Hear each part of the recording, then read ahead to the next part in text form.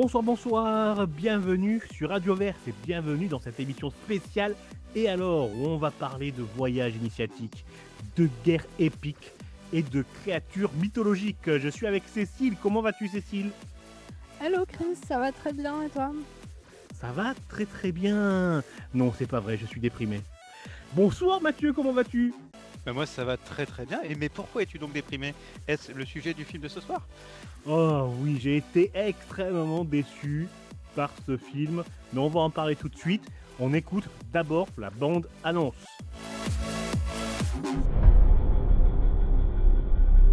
Après des années de guerre,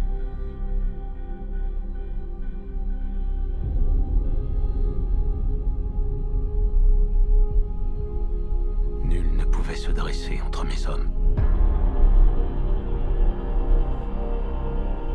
et la terre natale. L'Odyssée de Christopher Nolan avec des actrices et des acteurs ultra connus. Tom Holland, Ah non, je le confonds. Matt Damon, et oui, c'est lui. Robert Pattinson, Zendaya, Anna Thaoué. La liste est longue. Elliot Page. Qui peut nous faire le pitch? Bah tiens, Mathieu. C'est l'histoire d'un film sur des galériens qui meurent peu à peu parce qu'ils n'arrivent pas à trouver le GPS. Bah ouais, voilà, c'est ça. C'est une adaptation de l'Odyssée d'Homère. Attention, Homère, c'est le nom de l'auteur. Ce n'est pas l'Odyssée d'Homer Simpson. Oh, qu'est-ce que je suis drôle, je n'en peux plus. C'est un film qui a fait couler beaucoup d'encre, hein, et beaucoup de polémiques avant même sa sortie. Enfin, il est sorti, enfin, on voit ce qu'il vaut. Et bah, je vais donner la parole à Cécile. Qu'as-tu pensé du film?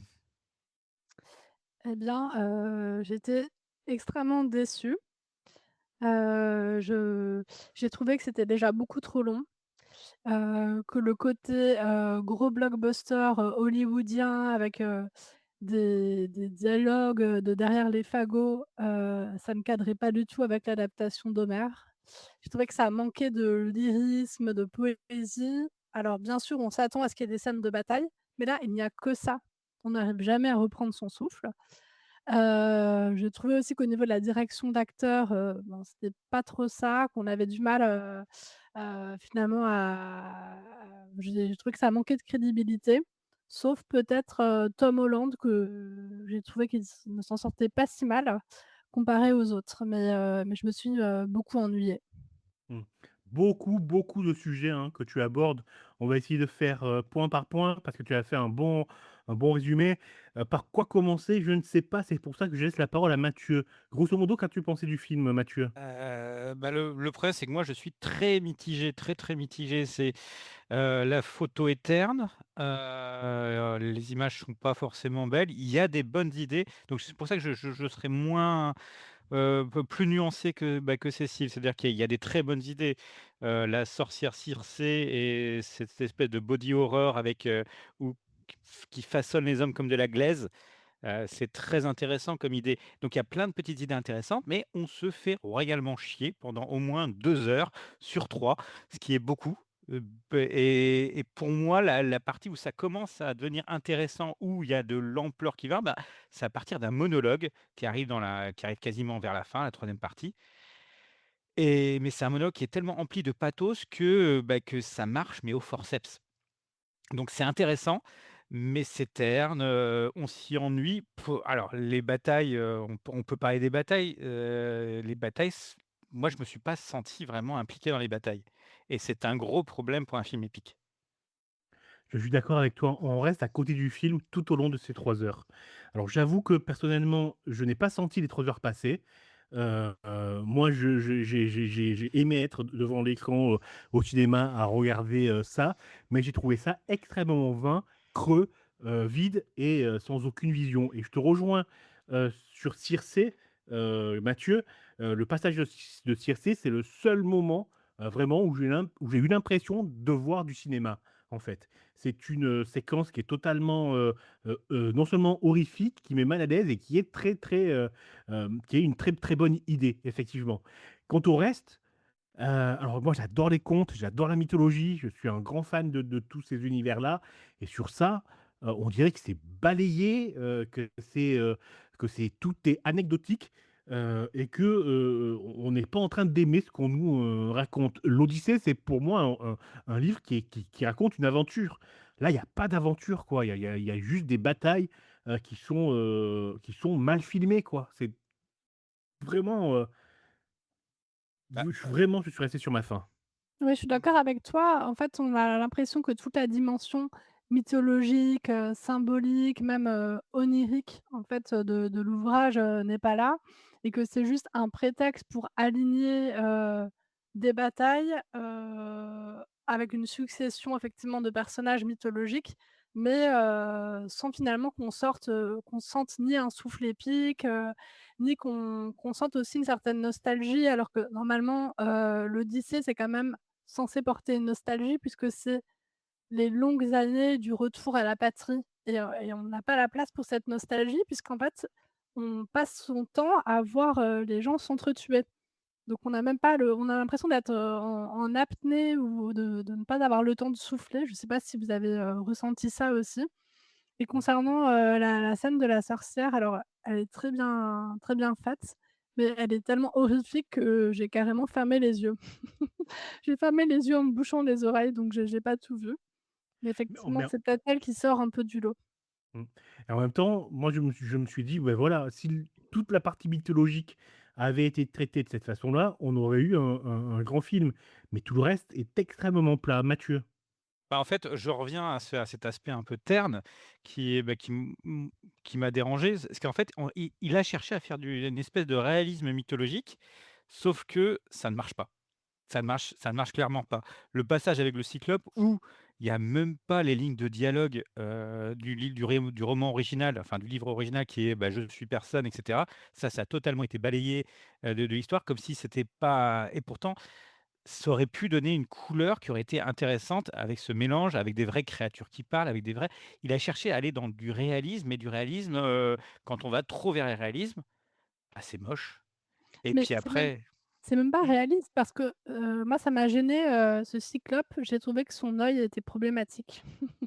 J'ai surfocalisé, sur son œil parce que je trouvais que la alors peut-être que dans le livre, je ne me souviens plus, peut-être qu'effectivement la fente de son œil est, dans le sens, vertical et pas horizontal, mais je n'ai pas trouvé que ça faisait réaliste. J'ai trouvé au contraire que ça semblait, tirer des images de synthèse d'un mauvais jeu vidéo.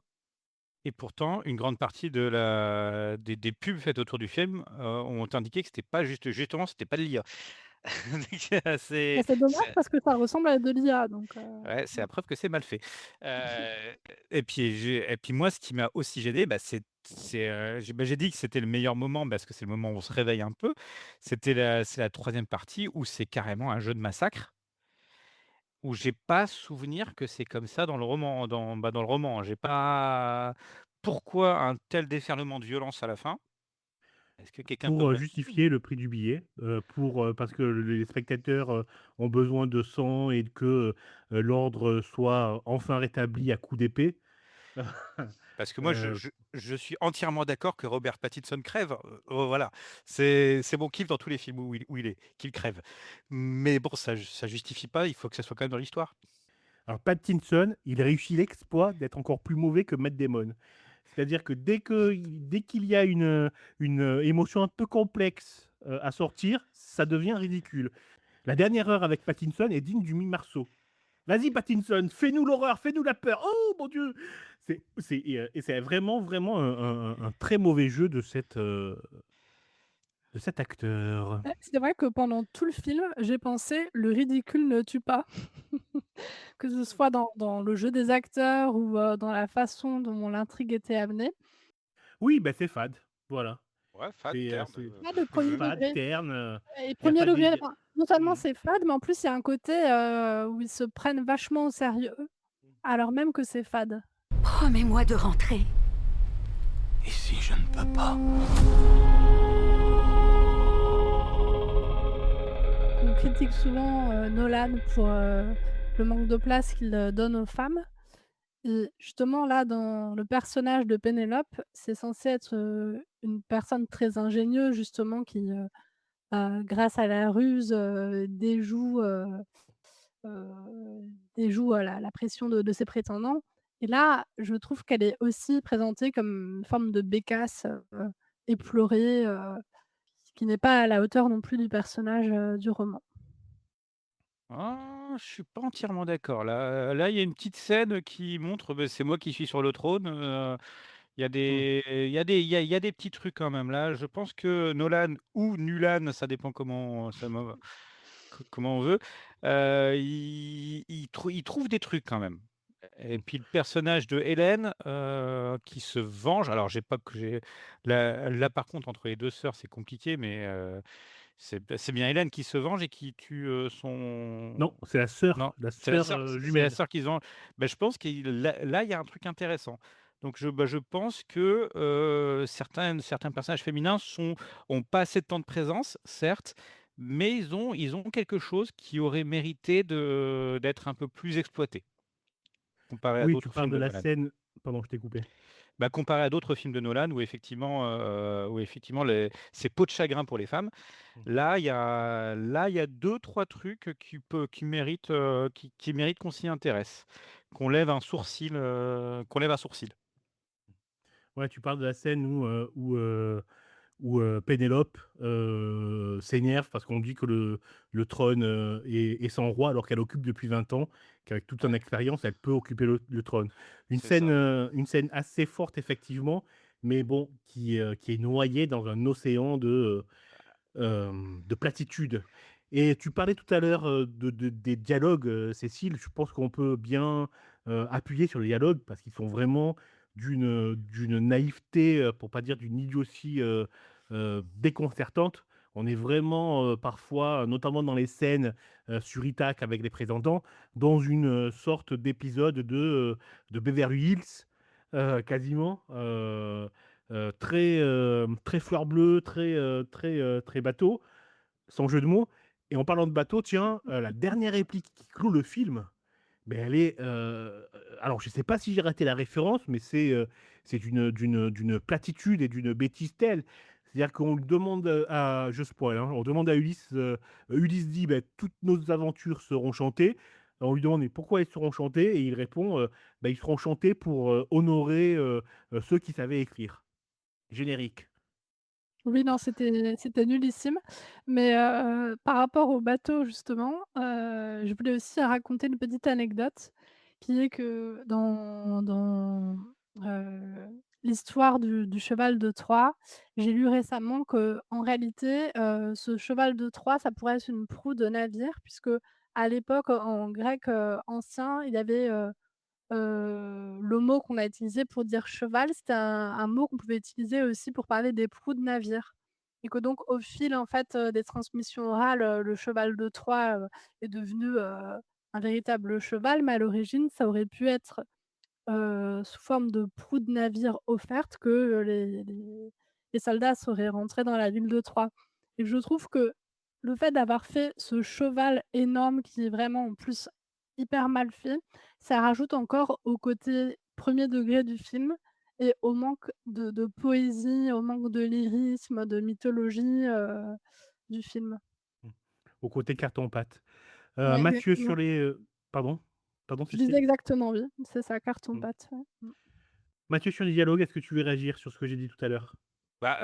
C'est surtout très pompeux. Mmh. Oui. On est face à la facilité. Après, sur les thématiques des dialogues, j'y vois des choses intéressantes. Moi, je suis positif à chaque fois. Par exemple, c'est un peu comme, moi, je le mettrais en relation avec Oppenheimer. Attention, hein. Oui. Parce que là, c'est la culpabilité d'un homme face à, un homme qui est célébré par une catastrophe qu'il a commise, enfin donc je pense qu'on est pas face à un film qui est très nolanien et qui s'inscrit bien dans sa filmographie et je vois ce qui l'a intéressé dans l'histoire. Mmh. Oui, non, ça c'est vrai effectivement l'ambition en fait qui sous-tend le film, je trouve qu'elle est intéressante, mais qu'elle est, très mal servie. Oui, Ouais, je suis parce que d'accord avec toi. c'est un film clairement anti-guerre, hein, enfin, en tout cas contre la glorification de la guerre. Mmh. Et c'est non, mais en fait, je vois l'intérêt. C'est pour ça que je peux pas être totalement méchant et dire que c'est totalement nul. Hem, mais voilà, c'est long et on se fait chier.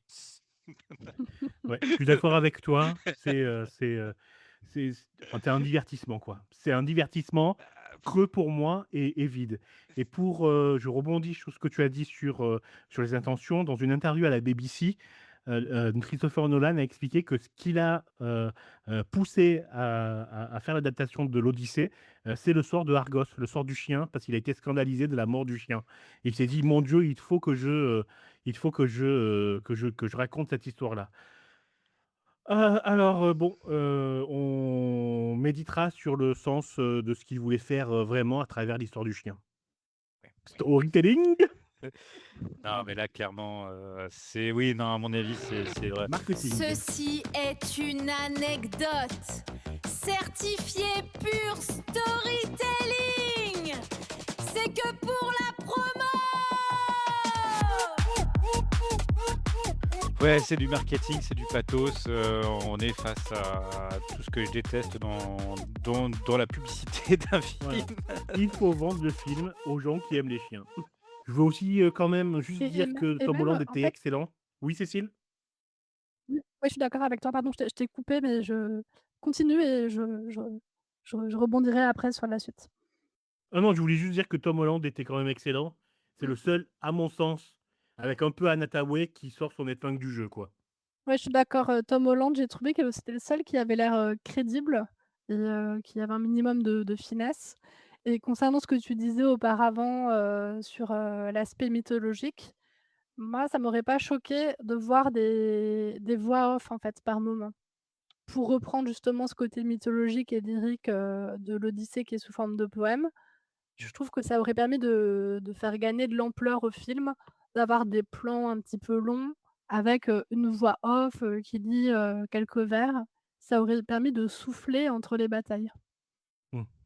Mais tu vois, je pense là, puisqu'on revient sur le mythologique, on a parlé de Circé et cetera, mais la scène sur l'île où ils sont poursuivis par des chevaliers, bon, à peu près, géants, ça aurait pu aussi avoir de la gueule, quoi. On aurait pu aussi sentir, le danger, et être, et prendre part, nous, à cette bataille, et on reste là encore sur le côté, quoi. C'est à quel point ce film de cinéma nous laisse, à côté de notre siège tout au long de ces 3 heures.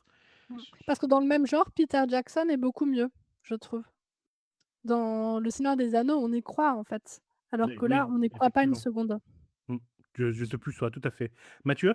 Bah, surtout que ce passage avec les belles et géants, j'ai pas souvenir que ce soit un passage important de l'Odyssée et j'ai l'impression qu'il a squeezé énormément de passages et puis il a gardé celui-là. J'ai pas compris pourquoi. J'avais l'impression d'être de face à pour les connaisseurs, des chevaliers du Nil, dans, les Monty Python et ça m'a j'ai pas compris. Mmh. En fait, je ne comprends pas certains choix de garder ou pas telle réplique, telle chose du roman donc ça m'a gêné et puis je vais revenir aussi sur l'aspect voix off qui aurait été intéressant.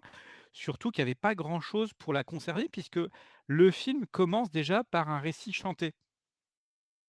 Avec les coups de bâton sur le sol, avec un clameur qui aurait pu faire l'office du chœur dans le théâtre antique.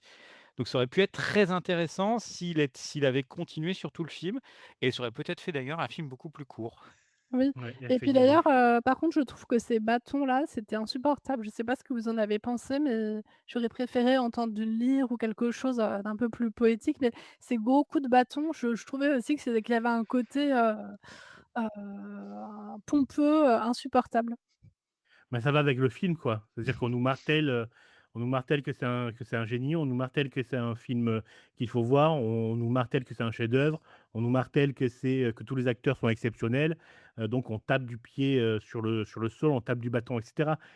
Pour moi, c'est à l'image du film, quoi, une cacophonie, qu'on tente d'organiser, point. Oui, c'est un peu l'Odyssée pour les nuls, en fait, Oui, le voilà. mais En parlant de juste, je voulais aussi revenir sur quelque chose, pour rebondir sur ce que Mathieu disait par rapport, à certaines scènes dont on comprend pas pourquoi elles arrivent. Moi, ce qui m'a vraiment déçue, c'était la scène des sirènes qui est quand même Ah. assez incontournable dans l'Odyssée. Mmh. Là, c'est vraiment le la scène la plus ridicule du film. Déjà, le fait d'entendre de manière assourdie, en se mettant dans la peau des hommes qui ont de la cire dans les oreilles, désolée, on spoil ce passage, pour nos auditeurisses. Je trouve que ça sert pas, l'histoire. En fait, au contraire, je trouve qu'on aurait gagné à entendre, au contraire, plutôt un chant très mélodieux. Ça aurait permis plus de se projeter, dans le personnage d'Ulysse et le fait de les voir simplement, en arrière-fond, quasiment en train de faire tapisserie, ça me laisse assez pantoise. Oui, parce que c'est un film qui n'est pas dans l'émotion. On Mmh. qu'on les voit de loin, d'accord, mais si elles étaient menaçantes, ou au contraire qu'on ait envie de les rejoindre, mais là, elles sont juste posées, f presque elles font: «Coucou, coucou les touristes, venez, prendre un verre avec nous». On n'a même pas ce Exactement. sentiment-là, quoi. On n'a rien. Ouais. On n'a rien, il y a pas d'émotion dans ce film du début à la fin et dès que Robert Pattinson ouvre la bouche, on a envie de rigoler. Ah, tu passes quand même des sirènes à Robert Pattinson, hein, je tiens à noter. Bah, écoutez, je pense qu'on a fait le tour, hein, je pense. Cécile, est-ce que tu veux, donner ton avis définitif? Mon avis définitif, sauvez 3 heures de votre vie, n'y allez pas. Je plus sois. Mathieu, pareil, ton avis définitif? Lisez le livre, c'est bien mieux. Ah oui, alors là, Mathieu, oui, je suis d'accord. Lisez, relisez le livre, effectivement, il est disponible partout. En plus, Mathieu, Cécile, je vous remercie beaucoup d'avoir, participé à l'émission. Ah non, non, non, non, non, attendez, arrêtez le générique de fin, parce que Léonie vient d'arriver dans le studio. Léonie, tu étais en retard, qu'est-ce qui se passe, Léonie? Tu as raté l'heure, tu ne t'es pas réveillée, tu as dormi dans le bus. Salut, salut à tous et oui, je m'excuse, pour mon très, très grand retard et tout simplement, j'ai débauché très tard et le temps de prendre mon bus pour rentrer. Je ne suis pas à l'heure, je m'excuse, à vous, chers collègues et à vous, chers auditorices. Satané capitalisme qui nous oblige à prendre des bus à des heures pas possibles. Ce n'est pas grave. Léonie, as-tu passé quand même un bon moment oula, c'est dur à dire, en allant voir l'Odyssée de Christopher Nolan? Alors oui, dans l'ensemble, j'ai passé un très bon moment en voyant ce film, d'autant plus que je l'ai vu en salle IMAX parce que j'ai entendu partout dire, «Oui, il faut absolument voir le film en IMAX parce qu'il sera coupé, dans les salles de cinéma classiques, vu qu'il a été tourné, en caméra IMAX. Donc moi, je l'ai vu dans un Mégarama, mais apparemment, c'est pas tout à fait le bon IMAX. Enfin, de ce que j'ai cru comprendre, il y avait qu'une seule salle en France qui disposait exactement de la bonne technologie. Donc je Oui, c'est sais ce que j'avais cru comprendre, hein. mmh, Dans les articles, ils disent: «Attention, il y a qu'une seule salle en France qui propose le film tel que, Christopher Nolan l'a filmé». Alors personnellement, je trouve ça fou, moi, de faire un film mmh. pour une salle, mais bon, est-ce que ça valait le coup, du coup, dis-nous? Bah, en vrai, personnellement, pour aller très, très souvent au cinéma, j'avais jamais encore fait de salle IMAX pour, un film, long.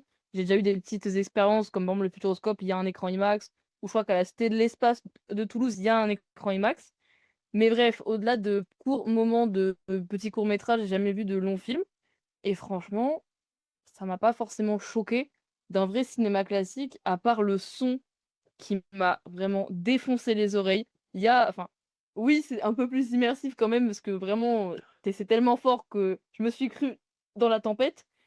Mais niveau audition quand même, c'était vraiment compliqué. Il y a des scènes, c'était tellement fort, je me suis un peu bouché les oreilles. La scène où le cyclope, il se met à crier, j'étais Oui. en mode: «Ouh là! Je suis avec lui dans la grotte, c'était pas possible autrement». Mais après, au-delà du son, en termes de qualité d'image, bah, personnellement, j'ai pas forcément remarqué d'autres choses. Oui, l'écran était un peu plus grand quand même, mais pas plus grand en mode, choquant. J'ai gagné quelques centimètres, je pense, mais au début, j'étais en mode, «Ah, c'est ça IMAX? C'est pas si grand que ce que j'imaginais, mais bon, maintenant qu'on a payé 16 € quand même, c'est un coup, on va le regarder le film, hein». Bah, justement, Mathieu, disait que l'image était terne. Est-ce que tu l'as trouvé aussi terne sur un IMAX? Je suis d'accord que c'est sombre au niveau des couleurs, enfin, pour moi, ça manque un peu de joie de vie, enfin. Après oui, c'est un film qui est quand même, un peu dramatique, c'est une histoire un peu, bah, de guerre, c'est froid et tout, mais je trouve que c'est un peu trop froid. Mais je crois que au delà du film, de Christopher Nolan, je crois que c'est un peu un débat en ce moment dans le cinéma que je crois que la plupart des films perdent de plus en plus leurs couleurs et qu'on est de plus en plus dans un truc, beaucoup moins coloré et beaucoup moins flashy et qu'on arrive de plus en plus, dans des couleurs neutres ou même, de toute façon, c'est dans le monde en général, avec de moins en moins de couleurs dans les bâtiments, dans l'immeuble, dans tout ce qu'on veut et je trouve ça dommage parce que pour moi, l'Odyssée, c'est un truc épique avec un peu de la magie, de la couleur, de tout ça et on ne le retrouve absolument pas et c'est très lisse en termes de colorimétrie, je trouve. Ouais, je partage assez ton avis là-dessus, Bah, Léonie. ouais, bah, je te rejoins avec toi. L'Odyssée, c'est épique, c'est une aventure, et on n'a pas ce souffle-là. Moi, quand j'ai vu l'Odyssée, tout l'aspect mythologique, il est passé à la trappe. Il y a quelques bonnes idées, notamment l'horreur avec Circé qui modèle les humains en porc. Mais hormis cette idée un petit peu dérangeante, ben, le reste, alors c'est terne, et en matière d'image, et en matière de sensations, quoi. Exactement, bah, en fait, je comprends que c'est un poème qui est très, très long, donc forcément, faut couper des passages et tout n'était pas forcément adaptable, au cinéma. Mais comme tu dis, la présence mythologique et des dieux est hyper importante dans l'œuvre et je me suis dit: «Ils sont passés où les dieux?» On a même, bah, Athéna qui est quand même censée être la guide spirituelle et qui aide Ulysse tout le long de son périple. Je suis désolée, mais à quoi elle sert? Je n'ai pas vraiment compris le personnage, alors que c'est un personnage que j'aime beaucoup, justement dans la mythologie et dans l'Odyssée. Je me suis en plus, Zendaya, qui est une actrice que j'aime vraiment bien, je me suis dit: «Mais on l'a appelée pour faire un rôle un peu, pas insignifiant, mais vraiment pour moi qui manque un peu de sens», même si, bon, je trouve qu'il y a quand même des scènes qui sont intéressantes quand, par exemple, elle est représentée un peu à la place de la statue quand Ulysse, a des visions, mais hormis celle-là, j'aurais trop voulu en voir plus et voir vraiment le personnage, en action, quoi. Ouais, et puis les coupes, je veux bien pour adapter, mais ben, il y a des coupes impardonnables. Enfin, quand tu es devant le Cyclope et que tu coupes la partie qui montre que Ulysse pardon, est rusé, et intelligent et est un grand stratège, si tu coupes ça, bah, pour moi, c'est pas pardonnable, quoi. Et c'est ça, il passe juste pour, une personne qui sait pas gérer ses émotions et sa ruse et il tire une flèche bêtement, sans réfléchir, sans prendre conséquence, de ce qui va se passer derrière. Ça n'a aucun sens et la célèbre phrase du «Je m'appelle personne» qui nous est coupée comme ça, je me suis dit: «Mais c'est le vrai gros souvenir que j'avais de l'Odyssée quand je l'ai lu en 6e». Ça m'a vraiment marqué et je pense que ça a marqué plein de gens qui ont lu, l'Odyssée et ne pas avoir cette phrase, je me suis dit: «Ah, bah, d'accord, c'est un peu triste quand même». Ouais, pour moi, c'est la phrase qui fait tomber amoureux du livre et du récit. Parce que Ulysse, ça devient du coup quelqu'un de solide, quoi. C'est Mmh. pas juste un tas de muscles, etc. Il a un cerveau. C'est là où j'ai commencé à aimer le récit que je lisais. Et ouais, il y a des couples qui sont incompréhensibles, incompréhensibles, vraiment. Ok, très bien. Merci Léonie. Veux-tu ajouter quelque chose ou a-t-on fait le tour? Oui, c'est plus pour faire un parallèle et la promo pour un truc en rapport avec l'Odyssée que j'adore. C'est une comédie musicale qui s'appelle Epic, qui est disponible, sur les plateformes de YouTube, qui a été écrite par Georges Rivera Heras, un truc dans le style, désolé si j'ai écorché son prénom et tout simplement, c'est une comédie musicale qui retrace toute l'histoire, de l'Odyssée, avec des coupes évidemment, mais les dieux y sont, le plus important y est, personne, la phrase, «personne n'y est». Tout est en anglais par contre, mais on peut trouver facilement les sous-titres, en français, sur internet et franchement j'adore, c'est hyper bien écrit, on est plongé dans l'histoire, tous les personnages importants sont présents, les chansons sont magnifiques, elles te rentrent dans la tête. Enfin, pour moi, c'est une de mes comédies musicales préférées dans tout ce que j'ai pu, écouter et voir et franchement, si vous êtes un peu déçus du film de Christopher Nolan et que vous êtes quand même très fan des mythologies et de l'Odyssée ou même si vous aimez pas trop, je vous conseille quand même fortement, d'aller écouter ça et de le regarder sur YouTube car en plus, les animations sont faites par plusieurs artistes indépendants. Ben, parfait, on mettra le lien. Tiens, je ne connaissais pas, mais il me semble que tu en avais déjà parlé, donc je remettrai le lien pour que tout le monde puisse le voir. Eh bien, merci beaucoup Léonie. C'est la fin de ce alors spécial l'Odyssée. On se retrouve très vite, sans doute pour Spider-Man.